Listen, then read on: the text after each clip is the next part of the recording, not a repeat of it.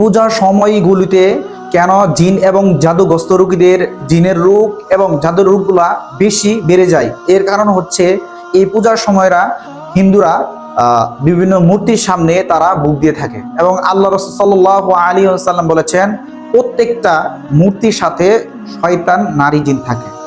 তো এই জিনগুলিকে যখন বুক দেওয়া হয় তখন কি হয়, তাদের শক্তিগুলো বেড়ে যায় এবং সবগুলা তারা শিরিক এবং কুফরের মাধ্যমে এগুলা কাজ করে থাকে এবং এই কাজগুলোর মধ্যে শিরিক এবং কুফরি মিশ্রণ থাকে বিধায় এই সময় জিনগুলো শক্তি বেড়ে যায় এবং আশেপাশে যতগুলো জিনের রোগী রয়েছে এবং জাদুগ্রস্ত রোগী রয়েছে এই রোগীগুলা উপরে তারা কি করে তাদের শক্তিরা বিস্তার করে এবং তারা তাদেরকে বিভিন্নভাবে ক্ষতি সাধন করার জন্য চেষ্টা করে।